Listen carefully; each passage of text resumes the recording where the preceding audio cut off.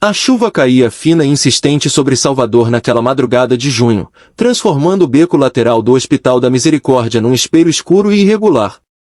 Marina Tavares, 27 anos, enfermeira há 5, terminava mais um plantão de 12 horas quando ouviu o gemido baixo vindo das sombras. Ela parou, bolsa pendurada no ombro, e viu o homem cambaleando contra a parede úmida. Sangue escorria entre os dedos que apertavam o abdômen esquerdo. Mesmo na penumbra, era impossível não notar a postura ereta que o dinheiro e o berço sustentam, o terno de linho caro agora arruinado, o relógio de ouro no pulso refletindo a luz fraca do poste. Ele ergueu o rosto pálido e murmurou com voz rouca de dor e desespero: "Finja ser minha esposa, ou eu morro esta noite." Marina sentiu o coração dar um salto doloroso. Todo instinto profissional gritava para chamar a equipe, arrastá-lo para dentro do pronto-socorro, estancar aquele sangramento antes que fosse tarde. Mas algo nos olhos castanhos dele, uma mistura de súplica e determinação quase animal, a fez hesitar. "Senhor, o senhor está ferido gravemente. Precisa de ajuda agora", disse ela, já dando um passo em direção à entrada principal. "Não." A palavra saiu como um latido baixo. Ele agarrou o braço dela com força surpreendente para alguém perdendo tanto sangue. "Se me levarem lá dentro, vão me encontrar. Vão terminar o serviço. Por favor, escute primeiro." Marina olhou ao redor. O beco estava deserto. A chuva abafava qualquer som. Ela respirou fundo, ajoelhou-se e abriu a camisa dele com mãos treinadas. O corte era profundo, limpo, feito com lâmina afiada e intenção precisa. Não era acidente. "Quem fez isso com o senhor?" perguntou ela, já rasgando o próprio lenço para improvisar compressão. "Meu tio. Augusto Sampaio." Ele falou baixo, cada sílaba custando esforço. "Sou Felipe Andrade Sampaio, barão de Cachoeira Grande. Se eu morrer sem herdeiros diretos, tudo passa para ele. Mas se eu aparecer casado, ele perde o motivo. Não vai arriscar ser preso por nada." Marina quase riu de nervoso. "Barão. A família mais rica do sul da Bahia. Terras de cacau que se perdiam de vista, jornais sociais cheios de fotos deles em festas que ela só via pela televisão. E agora aquele homem sangrando pedia que ela fingisse ser a esposa dele." "Isso é loucura", sussurrou ela. "O senhor precisa da polícia, precisa de proteção." "A polícia come na mão dos Sampaio há 3 gerações, respondeu ele, os dentes cerrados contra a dor. "Metade janta na minha mesa, a outra metade na do meu tio. Não há justiça lá. Só lealdades compradas." Marina pressionou mais forte o tecido contra a ferida. O sangue já encharcava seus dedos. "E por que eu? Por que não procura alguém da sua classe?" Ele a olhou de cima a baixo, sem julgamento, apenas cálculo frio. "Por que você é exatamente o oposto do que eles esperam? Uma enfermeira negra, pobre, do Hospital da Misericórdia. Augusto vai ficar tão surpreso que não vai saber como reagir. E você sabe tratar ferimentos. Preciso de alguém que consiga me manter vivo sem registros oficiais pelos próximos dias." Marina sentiu o estômago revirar. Era insano. Perigoso. Imoral. Mas quando ele tirou a carteira do bolso interno com mão trêmula e mostrou o maço grosso de notas, 15.000 reais em espécie, algo dentro dela vacilou. "Isso é só o adiantamento", disse ele. "Quando tudo acabar, pago 100 vezes o que você ganha por mês. Dinheiro vivo. Suficiente para mudar sua vida, a vida dos seus pais, a vida dos seus filhos que ainda não têm." Marina engoliu em seco. 100 vezes o salário. Ela mal conseguia imaginar. Pensou na mãe limpando casas até os ossos doerem, no pai vendendo cocada na praia sob sol de 40 graus. Pensou no quartinho alugado onde mal cabia a cama e a geladeira velha. "Quanto tempo?", perguntou ela, voz firme apesar do tremor nas mãos. "No máximo 3 semanas. Tempo para a ferida cicatrizar, para Augusto entender que perdeu a jogada, para eu me recuperar. Depois anunciamos que o casamento não deu certo. Você volta para a sua vida com o dinheiro. Eu busco outra solução. Marina olhou para o sangue nas próprias mãos, para o homem que mal conseguia ficar em pé, para o maço de notas que representava mais do que ela ganhará em toda a vida adulta. Está bem, disse finalmente. Mas temos regras. Nada de toques desnecessários. Em particular, distância. Você me conta tudo sobre sua família, sobre a fazenda, sobre qualquer pessoa que eu precise enganar. E se em algum momento eu sentir que minha vida corre perigo real, eu saio. Sem discussão. Concordo com tudo, respondeu ele, estendendo a mão. Marina apertou-a, selando o pacto mais absurdo que já fizera na vida. Eles foram para o apartamento dele no centro, um refúgio discreto na Avenida 7 de Setembro que ninguém da família conhecia. Marina passou as próximas 2 horas limpando, suturando e enfaixando a ferida com a precisão de quem já costurara centenas de cortes na emergência. Felipe suportou tudo em silêncio, apenas cerrando os dentes quando a agulha atravessava a pele. Quando terminou, ele estava pálido como cera, mas o sangramento havia parado. Você vai viver, disse ela, lavando as mãos na pia de inox.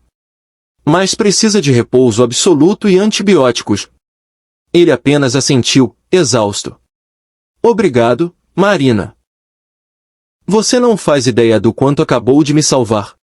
Na manhã seguinte, enquanto o sol invadiu o apartamento, Marina voltou ao bairro da Liberdade, trocou de roupa e contou à mãe uma versão editada da verdade. Conheceram um homem bom, estavam se casando rápido, passaria algumas semanas na fazenda dele. Dona Célia chorou, abraçou-a forte e pediu que tomasse cuidado. Marina pegou suas poucas coisas importantes, fotos de família, documentos, um par de brincos que pertencera à avó. E voltou ao apartamento. Às 3 da tarde, acompanhados pelo advogado discreto de Felipe, eles entraram num cartório quase vazio do centro histórico e assinaram uma certidão de casamento civil. Não houve flores, não houve música, apenas 2 assinaturas e um carimbo. Quando saíram, Marina segurava o papel com mãos trêmulas. Marina Tavares Sampaio. Baronesa de Cachoeira Grande. Pelo menos no papel. A viagem até a fazenda foi silenciosa. Felipe dormiu a maior parte do caminho, recostado no banco do passageiro. Marina dirigia o sedã preto luxuoso, sentindo o peso daquelas chaves que não eram suas, daquelas roupas que não eram suas, daquela vida que não era sua. Quando os portões de ferro se abriram e a casa colonial branca surgiu no fim da alameda de paralelepípedos, ela sentiu o ar faltar. Era maior do que qualquer foto de revista poderia mostrar. Jardins impecáveis, varandas amplas, janelas altas com venezianas azuis. Dona Eulália os esperava na escadaria, postura rígida, olhos atentos. Barão Felipe, disse a governanta com reverência contida. Recebemos seu telefonema. Foi inesperado. Felipe desceu devagar, escondendo a dor. Dona Eulália, está a Marina, minha esposa. A mulher apertou a mão de Marina brevemente, examinando-a como quem avalia uma peça rara e possivelmente falsa. Sejam bem-vindos. O quarto principal está preparado. Também deixei o quarto adjacente pronto, caso prefiram. Não será necessário, cortou Felipe, passando o braço pela cintura de Marina.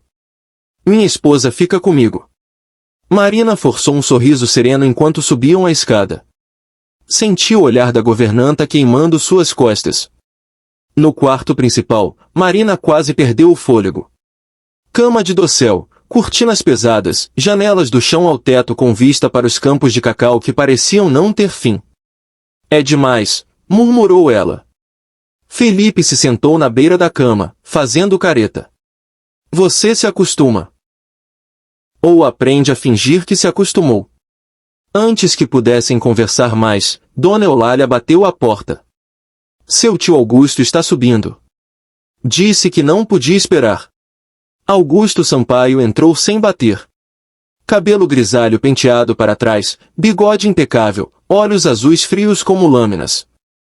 Ignorou Marina por longos segundos, falando apenas com o sobrinho. Que alívio vê-lo de pé depois daquele tombo desajeitado na biblioteca.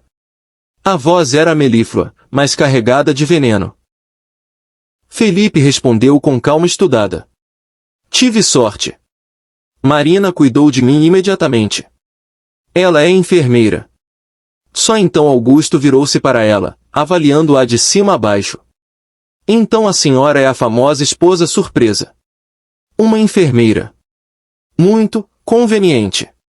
Marina sustentou o olhar. Prazer em conhecê-lo, Sr. Augusto. Estou feliz por finalmente estar ao lado do meu marido. Ele deu um sorriso que não chegou aos olhos. Veremos quanto tempo essa felicidade dura, minha cara. Os dias seguintes foram um teste de resistência. Felipe ensinou Marina tudo, nomes, alianças, rivalidades, tradições da família. Dona Eulália, ainda desconfiada, acabou cedendo um pouco ao ver como Marina tratava os empregados com respeito genuíno.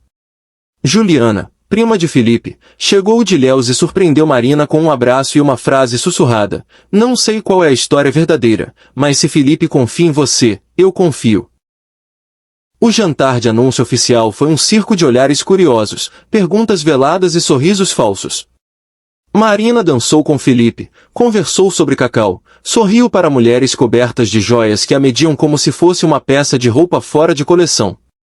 Augusto circulava como predador, esperando o erro. O erro não veio. Naquela noite, depois que os últimos convidados partiram, Marina tirou os sapatos e desabou na cama. Felipe se ajoelhou diante dela e começou a massagear seus pés doloridos. Você foi perfeita hoje, disse ele. Marina olhou para baixo, para aquele homem poderoso ajoelhado aos seus pés, e sentiu algo se partir dentro do peito. Estou começando a esquecer que isso é fingimento, confessou em voz baixa. Felipe parou. E se não for mais fingimento? Ele se levantou devagar. E se for real? Marina se levantou também, ficando tão perto que sentia o calor dele. Isso é perigoso, Felipe. Eu sei.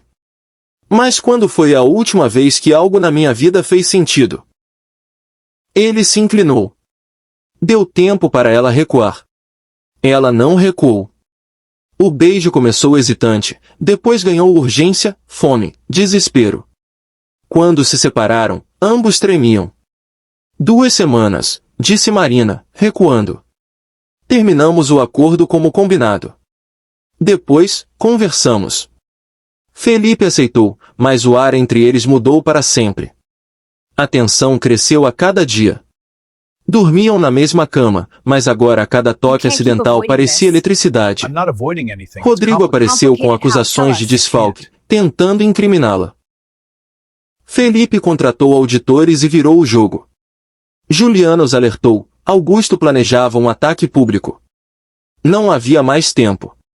Na manhã seguinte, Felipe reuniu a família e os principais nomes da Sociedade do Cacau na sala de visitas. Com Marina ao lado, segurando sua mão com força, ele falou, sim, nosso casamento começou por razões práticas. Casei com Marina para proteger o que é meu por direito. Mas nessas semanas juntos, o que era acordo virou amor. Amor de verdade. Escolhemos ficar juntos. Não por necessidade, mas por escolha. O silêncio foi ensurdecedor. Augusto ficou roxo de raiva. Juliana começou a aplaudir. Outros se juntaram. A jogada de Augusto desmoronou diante de todos. Meses depois, Marina ainda trabalhava como enfermeira, agora na pequena clínica que abriram para os trabalhadores da fazenda. Felipe expandiu os benefícios, tornou-se referência de justiça social no sul da Bahia. E quando, 1 ano mais tarde, Marina segurou nos braços o filho deles, um menino de pele morena e olhos castanhos idênticos aos do pai, ela olhou para Felipe e soube. O que começara como desespero num beco escuro se transformará no amor mais improvável e mais verdadeiro que poderiam imaginar.